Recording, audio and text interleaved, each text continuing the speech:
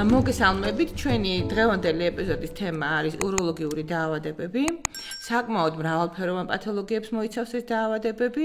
ეს არის როგორც შარდის ბუშტის დაავადებები, თირკმლის დაავადებები, სიმსივნური დაავადებები, ასევე შარდ-სასქესო გზით გადამდები დაავადებები. ამ ყველაფერზე სასაუბროდ ჩვენ მოვიწვიეთ ჟორდანიას ინსტიტუტის ექიმი მედიცინის დოქტორი გიორგი ხვადაგიანი, რომელიც ასევე გახლავთ განყოფილების ხელმძღვანელი და ჩვენს კითხვებს ამომწურავად უპასუხებთ. მოგესალმებით ბატონო გიორგი. დიდი მადლობა რომ მობრძანდით. დიდი მადლობა მოწვევისთვის.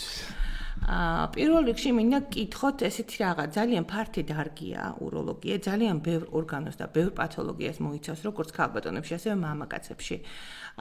ჩემი კითხვა იქნება ასეთი, რა სიმპტომებს უნდა მივაქციოთ ყურადღება და რა სიმპტომების შემთხვევაში უნდა მივმართოთ უროლოგს? ერთ შესწორებას გავაკეთებ თქვენს ნათქვამში და მე ამაზე გიპასუხებ. ჟორდანიას ინსტიტუტი, ანუ რატო ვიძახი ამას, ყოველთვის ასოცირდებოდა ადამიანებთან გინეკოლოგიურ და ხელოვნურ განაყოფიერებასთან.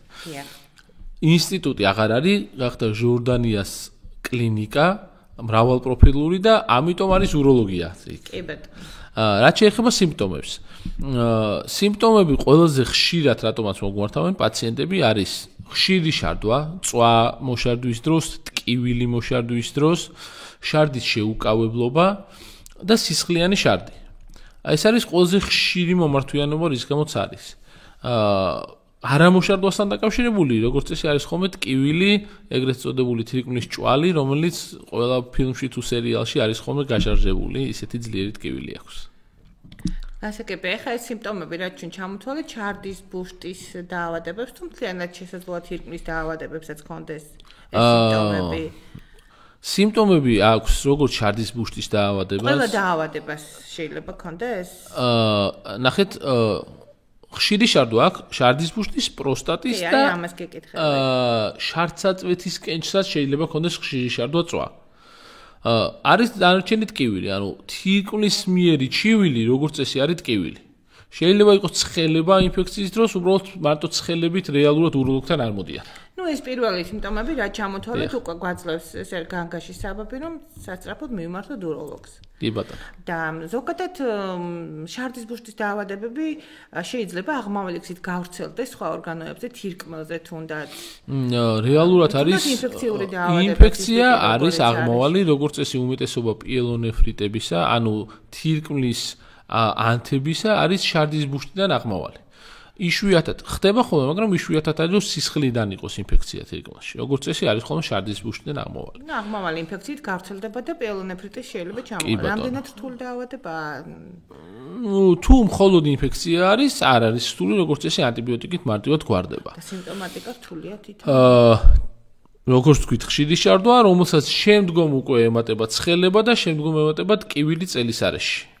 ეს ძალიან მნიშვნელოვანი არის თანმიმდევრობა, იმიტომ რომ მაგალითად თუ ჯერ ტკივილი დაიწყო და შემდგომ წამოვიდა ცხელება, ეს ხშირად არის ხოლმე რომ კენჭის გავლა არის და ჯერ კენჭის გავლა დაიწყო და კენჭის გავლის ფონზე განვითარდა ინფექცია. და ეს ორი რადიკალურად სხვადასხვა მკურნალობას მოითხოვს. ინფექციის შემთხვევაში თუ მარტივად ანტიბიოტიკი იყო, აქ აუცილებელი არის ქირურგიული ჩარევა, რომ სეფსისი არ განვითარდეს, როდესაც არის კენჭი. გასაგებია, ანუ თქვენ ახსენეთ კენჭი. კენჭოვანი დაავადება თირკმლის ეგრეთ წოდებული ნეფროლითიაზი, ესე მოიხსენებენ ხოლმე ექიმები. რა შეგიძლიათ გითხრათ ამ დაავადებასთან დაკავშირებით, ცოტა მეტი რომ ვისაუბროთ, რისგან შეიძლება გაჩნდეს ეს კენჭები თირკმელში, ზოგადად რამდენად პათოლოგიური პროცესი შეიძლება განვითარდეს ამ დაავადების შედეგად, მკურნალობის მეთოდები, დიაგნოსტიკის მეთოდები, რა გვაქვს ამ შემთხვევაში მოწოდებული ყველაზე უფრო ეფექტურად რომ მოხდეს დიაგნოსტირება და გადაჭრის გზები თქვენ ახსენეთ რომ ქირურგიული ჩარევა, მაგრამ მხოლოდ ქირურგიული ჩარევაა, მანამდე არის რამე მეთოდები, რომელთაც შეგვიძლია ვიმკურნალოთ ამ დაავადების შემთხვევაში. ბევრი შეკითხვა იყო, ვეცდები ცალ-ცალკე გაგცეთ პასუხი. პირველ რიგში წარმოქმნის მიზეზები დიდ ჯგუფებად რო გავყოთ, პირველი არის გენეტიკური, ანუ ან ნივთიერებათა ცვლის გამო, ან თვითონ თირკმლის გენეტიკური რაღაც პრობლემა არის, რომლის გამოც წარმოიქმნება კენჭი. მეორე არის კვება, ამ კვებაში სითხის მიღებაც იგულისხმება და მესამე არის გარემო პირობები. ანუ რეალურად წყალი მაგალითად დიდი ეჭვი არის საქართველოში, რომ წყლის გამო არის ძალიან ბევრი კენჭი. და ტემპერატურა, რაც უფრო ცხელა, მით უფრო მეტი არის შანსი კენჭის გაჩენის. რაც შეეხება მკურნალობა, რო ავიღოთ. აქ ძალიან მნიშვნელოვანი არის მიზეზი თვითონ, ანუ შემადგენლობა კენჭის, მაგრამ შემადგენლობა შესაბამისად მიზეზიდან გამომდინარეობს. მაგალითად, ნივთიერებათა ცვლის პრობლემა არის თუ არის შარდმჟავა კენჭები, ხო? ნუ ამ შემთხვევაში შეიძლება იყოს შარდმჟავა სისხლში მომატებული და მაშინ სულ სხვა მკურნალობა არის რევმატოლოგის ჩართვა გვჭირდება და ან რევმატოლოგთან ერთად მკურნალობთ. თუ შარდმჟავა სისხლში არ არის მომატებული და ისე გაჩნდა შარდმჟავა კენჭები, მაშინ მხოლოდ უროლოგები მკურნალობთ, იწყება მედიკამენტოზური მკურნალობით, რადგან 80%-ში წარმატებული არის ამ შემთხვევაში, დანარჩენ 20%-ში უკვე ან დამტვრევა ხდება საჭირო, ლაზერს რო ეძახის ხალხი, სინამდვილეში არის დარტყმითი ტალღები, ან ოპერაციული ჩარევა. აი, თუ არ არის შარდმჟავა კენჭი და სხვა შემადგენლობა არის, ამ შემთხვევაში სამწუხაროდ ფაქტიურად მედიკამენტოზური მკურნალობა არ არსებობს. და თუ უკვე გაიზარდა კენჭი, რეალურად რჩება ეს ორი, ან დამტვრევა და ეს დამტვრევაც დამოკიდებულია უნდა ვიცოდეთ სიმკვრივე კენჭის 1000 ერთეულზე მეტი თუ არის აზრი არ აქვს, თუ 1000 ერთეულზე ნაკლები არის, უნდა ცადო დამტვრევა. თუ 1000 ერთეულზე მეტი არის, ან დიდი არის კენჭი, ამ შემთხვევაში მხოლოდ ოპერაციული ჩარევა გვჭირდება. ან დამტვრევას ლითოტრიფსიას. ლითოტრიფსიას, კი ბატონო. კი ბატონო. მე მინდა გკითხოთ პროცედურასთან დაკავშირებით, ორი სიტყვით თუ მოგუყვებით როგორ ხდება ეს, რამდენად მტკივნეულია, რამდენი ხანი გრძელდება და ლითოტრიფსია, ხო? კი, ლითოტრიფსია. შედეგიანობაზე როგორც თქვი, რაც უფრო რბილი არის, ანუ რაც უფრო მეტად ჩამორჩება ამ 1000 ერთეულს, მით უფრო კარგი შედეგი არის. ანუ ყველა შემთხვევაში ხდება, ეფექტურია ყველა შემთხვევაში, თუ შესაძლოა რომ არ იყოს ეფექტური. არა, ანუ შესაძლოა არ იყოს. ჩვენ ვაკეთებთ ამის დიფერენცირებას რა მეთოდს მივმართოთ მკურნალობის, მაგრამ შესაძლოა ანუ მივიღოთ გადაწყვეტილება ლითოტრიფსიაზე და არ ეფექტური არ აღმოჩნდეს. კი, შეიძლება ესე იყოს. მარტო სიმკვრივეზე არ არის დამოკიდებული. არის კენჭის ზომაზე და კენჭის მდებარეობაზე დამოკიდებული. კი ბატონო. მაგალითად მარტივად რომ ვთქვათ, ქვემო ფიალაში თუ არის თირკმლის, იქიდან შეიძლება დაამტვრიო კენჭი, მაგრამ არ წამოვიდეს. და ჟამში ეფექტური არ არის, იმიტომ რომ ისევ იქ დარჩა ის დამტვრეული კენჭები. დიდი მადლობა. ეხა პროცედურაზე რა ვისაუბროთ. პროცედურა თვითონ არის ესეთი მექანიზმი. აპარატი წარმოქმნის დარტყმით ტალღებს, რომელსაც ატარებს სითხე. ამ დარტყმით ტალღების ფოკუსირება ხდება კენჭზე. ანუ ეს მთელი ენერგია, რომელიც ტარდება ერთ წერტილში მიდის კენჭთან და იქ რომ წარმოიდგინოთ უხეშად, პატარა აფეთქებებივით იწვევს. კენჭის ლოკაციის კონტროლს როგორ აკეთებს? კონტროლი ხდება რენტგენით, ან ეკოსკოპით. ორივე კეთდება, კი ბატონო, ჩვენ შემთხვევაშიც. და ამ მნიშვნელოვანი არის აქ რეალურად, იმიტომ რომ სამგანზომილებაში უნდა დაუმიზნო ეს. ადგილზე ხდება ესე პატარა აფეთქებებივით და მექანიკურად ხდება ამ კენჭის დამტვრევა. დამტვრევა. და მტკივნეულია თვითონ პროცედურა? უმტკივნეულო არ არის.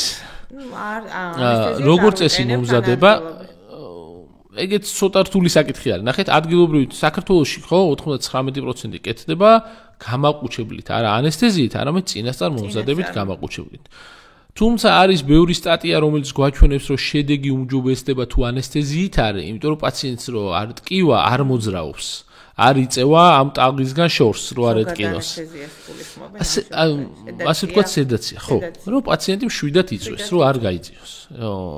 თუმცა არ კეთდება, იმიტომ რომ რეალურად არ არის, ასე ვთქვათ, რაც დაინერგა საქართველოში, არასდროს ამ სედაციით არ გაკეთებულა და დღესდღეობით არავინ არ აკეთებს. რამდენხნიანი პროცედურაა?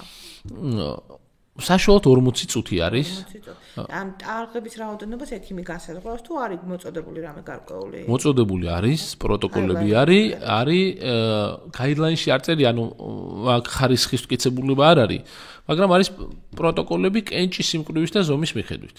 დარტყმის კუთხესა აქვს მნიშვნელობა, საიდან ურტყავ, რომ აი იგივე ქვემო ფიალა რო ავიღოთ, მაგალითად, იქ მნიშვნელობა აქვს, რომ მიმართულება ამ დარტყმების იყოს ისე, რომ ეს ამოიყაროს ზემოთ. აქვს მნიშვნელობა რა ვიცი, რაოდენობას დარტყმების სიმძლავრე, სხვადასხვა სიმძლავრის დარტყმები არის. შესაბამისად, ეს ყველაფერი იგეგმება ინდივიდუალური კენჭისთვის. გასაგებია. გასაგებია, კიდევ მინდა გკითხოთ, თუ ხდება განმეორებით კენჭების გაჩენა თუ არის ეს პრაქტიკაში თუ ყოფილა? კი, როგორც წესი, პაციენტებს ესევე უნები ჩემს პაციენტებს. აი, როგორც დიაბეტი არის ქრონიკული დაავადება და მუდმივად უნდა იცხოვრო რეჟიმით, იგივე არის შარტკენჭოვანი დაავადება. უბრალოდ არის ესეთი ოქროს წესი, ასე ვთქვათ, რაც უფრო ადრე გაჩნდა პირველი კენჭი, მით უფრო მეტი ალბათობა არის, რომ განმეორებით გაიზარდოს კენჭი. ვთქვათ, პირველად 50 წლის ასაკში თუ ქონდა ადამიანს, შეიძლება კიდე ერთხელ გაიზარდოს ცხოვრებაში და ეგ არის. და თუ ბავშვობიდან აქვს, უნდა ჩავთვალოთ, რომ ის ცხოვრობს ამ კენჭებთან ერთად და ამ შემთხვევაში ძალიან მნიშვნელოვანი არის რეჟიმის დაცვა, რომ რაც შეიძლება შეამციროს ალბათობა კენჭის გაჩენის. იმიტომ ხშირად უთქვიათ, რომ აი მე რა პრობლემაა, ვაძევებ ამ კენჭებს, ფაქტიურად კვირაში ერთხელ, თვეში ერთხელ და მიუხედავად იმისა, რომ მარტივად აძევებენ, ყოველი გამოძევება ზრდის თირკმლის უკმარისობის განვითარების რისკს, რაც ძალიან მნიშვნელოვანი არის. ის რომ მარტივად არის, სინამდვილეში მაინც აზიანებს თირკმელს. და რეაბილიტაცია როგორია ლითოტრეფსიის შემდეგ? რეაბილიტაცია პაციენტს ფაქტობრივად არ ჭირდება, მიდის ამბულატორული პროცედურაა, სახლში მიდის პირდაპირ. აქ უბრალოდ ის დამტროული კენჭი მაინც თავისით ბუნებრივად უნდა გამოვიდეს, რაც ტკივილს იწვევს. შესაბამისად, პაციენტს დანიშნულება ეძლევა, რომ ტკივილ გამაყუჩებელი და მედიკამენტი, რომელიც აფართოვებს შარდსაწვეთს, რომ შედარებით მარტივად გამოვიდეს გარეთ. გასაგებია. მინდა გკითხოთ ესეთი რაღაც, არის დიაგნოსტიკის მეთოდები. გარდა ლაბორატორიული კვლევების, ანუ გასაგებია შარდის ანალიზი, ძალიან ინფორმატიულია ამ დაავადებებისთვის, მაგრამ კიდე რა კვლევებს მიმართავთ, რა კვლევებია ეფექტური, როგორც დიაგნოზის დასმისთვის, ასე კენჭის შემთხვევაში? ყველა ნებისმიერი უროლოგიური დაავადებების შემთხვევა, ამ შემთხვევაში ყველას.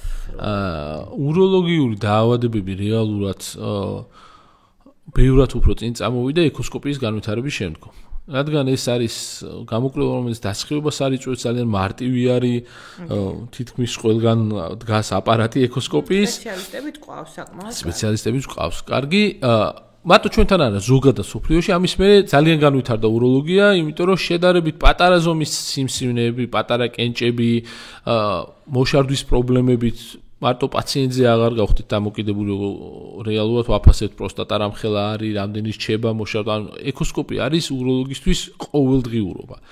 უმეტესობა ქვეყნებში საერთოდ თვითონ აკეთებენ უროლოგები ეკოსკოპიას, იმდენად ყოველდღიურად სჭირდებათ. კი.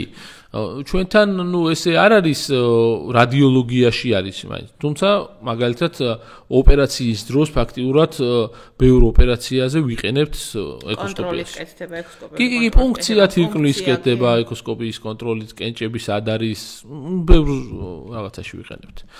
ასევე რაღაც პერიოდი იყო რენტგენი, უროგრაფია ძალიან, ასე ვთქვათ, პოპულარული, იმიტომ რომ სხვანაირად დიდად გამომყოფ სისტემას თირკმლისას ვერ ხედავდით. ეხლა ფაქტიურად ჩანაცვლებულია კომპიუტერულ ტომოგრაფიას. და პირდაპირ უმეტესობა დაავადებების შემთხვევაში პირდაპირ რეკომენდაცია არის, რომ თუ ჩარევას გეგმავთ, ნებისმიერი სახის ჩარევას, აუცილებლად კომპიუტერული ტომოგრაფია კონტრასტით უნდა ქონდეს გაკეთებული. სხვანაირად წესით უროლოგიურ ჩარევაზე, იშვიათი გამონაკლისების გარდა არ მივდივართ. ანუ კომპიუტერული ტომოგრაფია ეფექტურია. მაგნიტორეზონანსული კვლევა თუ გაკეთდება? მაგნიტორეზონანსული კვლევა როგორ აკეთდება? ორ შემთხვევაში, კი, ორი შემთხვევა არის, როდესაც ძალიან მნიშვნელოვანი არის. პირველი არის პროსტატის სიმსივნე და ეს იმდენად მგრძნობიარე რამ არის, რომ სკრინინგი ყველა მიცის, მე მგონი უკვე საქართველოშიც წლებია ხორციელდება პროსტატის სიმსივნის სკრინინგი სისხლის ანალიზით, PSA კვლევა არის ესეთი, მაგრამ მაგნიტორეზონანსული ტომოგრაფია იმდენად კარგი შედეგები აჩვენა სიმსივნის ამოცნობაში, რომ ვისაც ეს ფინანსური შესაძლებლობა აქვს იმ ქვეყნებში, უკვე საუბარი მიდის, რომ ხო არ ჩანაცვლდეს ან დაემატოს სკრინინგს ტომოგრაფია. ეს ერთი არის ძალიან მნიშვნელოვანი. იქ სტადირებაც, კუნალობის ტაქტიკაც, ოპერაცია გააკეთო, არ გააკეთო, აბსოლუტურად ყველაფერი მაგნიტორეზონანსული ტომოგრაფიის ჩართულობით არის. მეორე არის მნიშვნელოვანი თირკმლის სიმსივნის შემთხვევაში, ოღონდ ეს უფრო სპეციფიური ის არის, იქ არის თუ არის თრომბი თირკმლის ვენაში, ამ თრომბის დონეს რა დონემდე არის, რეალურად ტომოგრაფია არის ყველაზე კარგი კვლევა ამისთვის. გასაგებია, დიდი მადლობა. ჩვენ სიმსივნეები ვახსენეთ და საკმაოდ გავრცელდა ეს დაავადებები სამწუხაროდ. არ მხოლოდ ჩვენთან, ზოგადად მსოფლიოში. მინდა გკითხოთ, ძირითადად რა სახის სიმსივნეები გვხდება, უფრო მეტი რომელი სიმსივნე გვხდება და ეფექტიანობის თვალსაზრისით, სიცოცხლის ხანგრძლივობის თვალსაზრისით, რომელი უფრო კეთილსაიმედოა, რაღაც ისეთი ნათქვამია, მაგრამ რომელი უფრო ნაკლებად საშიშია ცხოვრებისთვის, ასე ვთქვათ. უნდა დავიწყო ისევ პროსტატის სიმსივნით, იმიტომ რომ რეალურად ყველაზე ანუ წარმოვიდგინეთ, მამაკაცებში ყველაზე ხშირი სიმსივნე არის. სიკვდილიანობით ჩამორჩება მხოლოდ ფილტვის სიმსივნეს. საკმაოდ დიდი სიმსივნეა. კი, სიკვდილიანობაც მაღალი არის. და ეს რატო არის? სიხშირე იმდენად მაღალია, რომ ყველა მამაკაცის პროსტატის ბიოპსია რო გავაკეთოთ ცხოვრების განმავლობაში, დაახლოებით 1/3-ს ექნება სიმსივნე.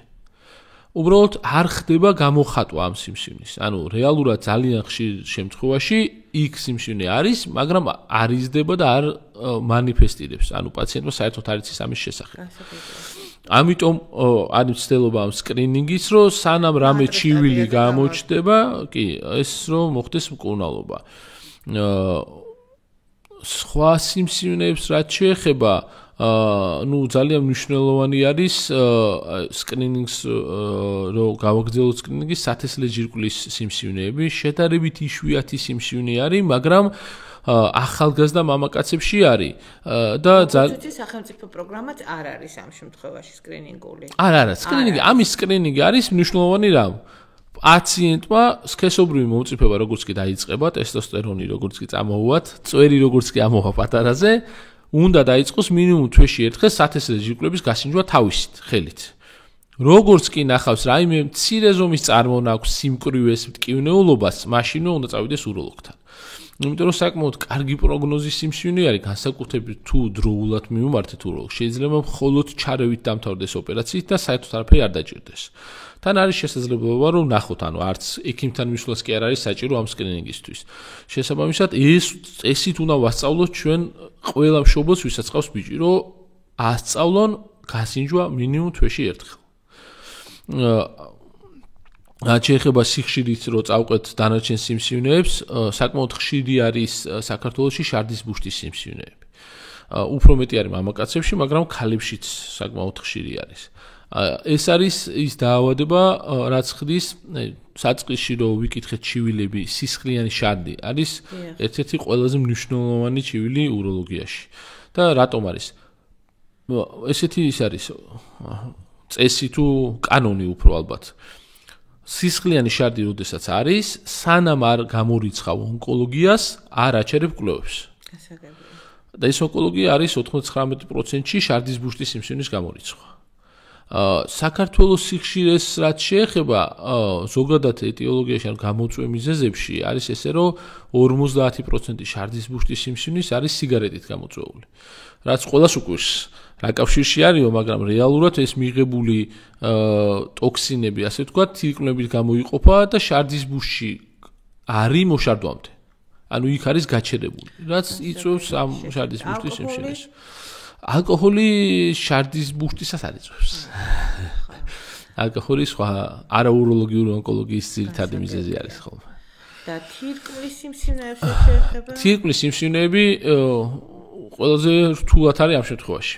იმიტომ რომ დიდად არც გამოწვევი მიზეზი არ ვიცით, არის რაღაც გენეტიკური მუტაციები, რომელსაც ვიძებთ, მაგრამ რაღაც მცირე პროცენტში ვნახულობთ, მაგრამ არა ისე რომ დავარქვათ რომ გენეტიკურია და ამის ბრალი არის. თუ შემთხვევით არ აღმოვაჩინეთ ესე რამე განსაკუთრებული სიმპტომატიკით არ გამოიწვევს. არა, გამოწვევი მიზეზი არც ჰორმონ დამოკიდებულია, როგორც ვთქვათ, სათესლე ჯირკვლის და პროსტატის სიმსივნე, არც მარკერებზე, ანუ სიგარის მოწევაზე და ონკომარკერები არ ქვია, გამოწვევაზე არ არის დამოკიდებული და თან რაც ძალიან ცუდი არის, რომ არანაირ ჩივილს არ იწვევს. და ერთადერთი რამაც გვიშველა ამ თირკმლის სიმსივნის დიაგნოსტირებაში იყო ეს ეკოსკოპიის და ტომოგრაფიის განვითარება და იმდენად რუტინულად გამოიყენება დღესდღეობით მედიცინაში ეს კვლევები, რომ როგორც წესი ვნახულობთ თირკმლის სიმსივნეს სხვა მიზეზით ჩატარებულ კვლევებს. გასაგებია. და ოჯახურ ანამნეზში სიმსივნის არსებობას ან გენეტიკურ წინასწარ განწყობას აქვს როლი ესე თქვა განვითარებაში. სიმსივნეებად რომ დავყოთ ყველაზე დიდი როლი აქვს პროსტატის სიმსივნის შემთხვევაში და ამ შემთხვევაში აქვს როლი როგორც პროსტატი ოჯახში ვინმეს თუ აქვს პროსტატის სიმსივნე, ასე თუ აქვს მკერდის სიმსივნე. იმიტომ რომ არის ქართულად ბრაკა მუტაცია ქვია, ეს ბრაკა მუტაცია არის პასუხისმგებელი როგორც პროსტატის სიმსივნეზე ხშირად, ასევე მკერდის სიმსივნეზე. ამიტომ ამას აქვს მნიშვნელობა. სათესლე ჯირკვლის სიმსივნეც საკმაოდ გენეტიკური დაავადება არის. დანარჩენი თირკმელი და შარდის ბუშტის შემთხვევაში თუ არის ეს გენეტიკური მუტაცია, მაგ შემთხვევაში შეიძლება ოჯახის წევრსაც ურჩიო რომ ნახოს მასაც ხო არა აქვს, მაგრამ ესე რომ იყოს მკაფიო გენეტიკური კავშირი, ესე არ არის. ესე არ არის, გასაგებია. კი ბატონო, თქვენ ხომ რამის ხომ არ გვეტყვით, რამის ხომ არ ურჩევთ ჩვენს მენელს? ნუ ყველაზე მნიშვნელოვანი არის დროულად მისვლა ექიმთან. რეალურად ნებისმიერი ჩივილის დროს განსაკუთრებით მოდი ხაზი გაუსვათ, რომ ეს სისხლიანი შარდის დროს აუცილებლად ძალიან ხშირად არის სამწუხაროდ, რომ პაციენტს ერთხელ ქონდა სისხლიანი შარდი, მერე გაიწმინდა, სხვა ჩივილი არ ქონია და ამიტომ 1-2 წელი შეიძლება არ იყოს და კითხავს, აი 2 წლის წინ ქონდა პირველად, მერე ჩივილი არ ქონდა და არ მივედი ექიმთან და მოდის შარდის ბუშტის უკვე საკმაოდ დიდი ზომის სიმსივნით. და ეს ანუ არ მივაყურადოთ. ასევე ერთი უროლოგებთან არ უყვართ ხოლმე პაციენტებს პირდაპირ მაგას გვეუბნებით, არის ბევრი წყალი. ძალიან ბევრ დაავადებას რეალურად შარტკენჭოვანი იქნება ეს ინფექცია იქნება რეალურად ონკოლოგიისთვისაც კი აი იგივეს რო ავიღოთ რომ ეს სიგარეტის შემდგომ ეს ნივთიერებები შარდის ბუშში გროვდება ხო ეს ბევრი სითხე სულ და მექანიკურად ხელს უშლის როგორც კენჭის გაჩენას ისე ბაქტერიების მიმაგრებას ლორწოვანზე და ასევე ნაკლები ხანი ჩერდება გამომწვევები შარდის ბუშში. ამიტომ ესეთ რეკომენდაცია რომ დღეში მინიმუმ 2 ლიტრი წყალი უნდა მიიღოს ადამიანმა. გასაგებია. დიდი მადლობა ნამდვილად ამომწურავე პასუხებს მივიღეთ. ერთი კითხვა კიდევ მინდა დაგისვათ შარდის შეუკავებლობასთან დაკავშირებით. როგორც ქალბატონებში, ისე მამაკაცებში, რატომღაც იმატა ამ პრობლემამ და აინტერესებს რის გამო არის ეს გამოწვეული, მკურნალობის მეთოდები რა შეიძლება იყოს და განკურნებადი არის თუ არა. და ასევე ასაკი მოქმედებს თუ არა დაავადების პროგნოზზე. კი ბატონო. ანუ რეალურად იმატა მხოლოდ მამაკაცებში. ანუ ქალებთან სულ ბევრი იყო, უბრალოდ არ იძახდნენ. ხო, ანუ ძალიან ხშირად იყო, რომ ოჯახის წევრებსაც კი უმალავდნენ და ეხლა უცდილობთ უროლოგები, რომ გამოვიყვანოთ ეს მანდილოსნები თავის ნაჭუჭიდან, რომ თქვან, რადგან მოგვარების საშუალებები არის. კი. ქალებში ორი რამ არის მნიშვნელოვანი. პირველი არის მშობიარობა, იმიტომ რომ სამწუხარო ძალიან დიდი ტრავმა არის, განსაკუთრებით მენჯის კუნთებისთვის მშობიარობა და ერთ-ერთი ყველაზე ხშირი მიზეზი შეუკავებლობის არის მშობიარობა. რაც მეტი არის მშობიარობა, მით მეტი არის ალბათობა შეუკავებლობის. შესაბამისად, ანუ ეს რატო არის? ხდება სფინკტერის, ანუ კუნთის, რომელიც იჭერს შარდს, ამ კუნთის დაზიანება. მარტო კუნთზე არ არის ფასიები, არის აპრონოზები, მაგრამ ძირითადად კუნთი არის. ამიტომ პრევენციისთვის მნიშვნელოვანია, რომ მენჯის კუნთები პაციენტს კონდეს კარგად შენარჩუნებული. ანუ უხეშად რო თქვა, უნდა იყოს ნავარჯიშები. მანამდეც შეიძლება და მერეც. ამ შემთხვევაში ზოგადი ფიზიკური აქტივობა ამას არ შველის. არის ეგრეთ წოდებული კეგელის ვარჯიშები, რომ მენჯის კუნთები იყოს გამაგრებული. ეხლა რო შევეხოთ მამაკაცებში რატომ მოიმატა? ხო, იქაც ხო არაფერი არ შეცვლა თითქოს. ეს არის რეალურად ხო, ქალებშიც დამოვიწო, მესამე არის ასაკობრივი, ანუ კუნთი სუსტდება ასაკთან ერთად. შესაბამისად, როგორც სხვა კუნთი, ესეც სუსტდება და ვეღარ ერევა ამ მოწოლილ ნაკად შარდისას. მამაკაცებში ეს პრობლემა არ დგებოდა, იმიტომ რომ იყო გადიდებული პროსტატა და ამ წნევას ხელს უშლიდა ჯერ პროსტატა და მე ის დასუსტებული სფინქტერი ყოფნინდა ამას. და ეხლა ამ ჩარევების შემდეგ კეთილთვისებიანი ოპერაციაც კეთილთვისებიანი სიმსივნის გამო, ან ათვისებიანი სიმსივნის გამო, რომელიც შემთხვევაში უფრო მეტია შეუკავებლობის სიხშირე მამაკაცებში. ესეთი კვლევები გააკეთეს, რომ შეადარეს ქალებთან შარდის შეუკავებლობას, როდესაც პროსტატა ამოიღეს და აღმოჩნდა, რომ დაემთხვა პროცენტი. იმიტომ რომ ამ სფინკტერის სისუსტე ასაკთან ერთად დაახლოებით 1%-ში ვითარდება. და ამიტომ მამაკაცებში მიზეზი რეალურად ეს პროსტატაზე ჩარევები არის, რატომაც მოიმატა.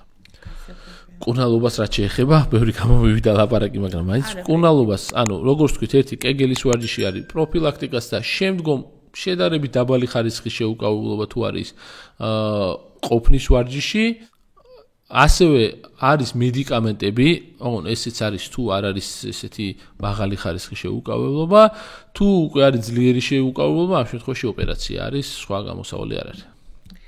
კარგი, ძალიან დიდი მადლობა მობრძანებისთვის, საინტერესო საუბრისთვის, ნამდვილად ამომწურავი პასუხები მივიღეთ.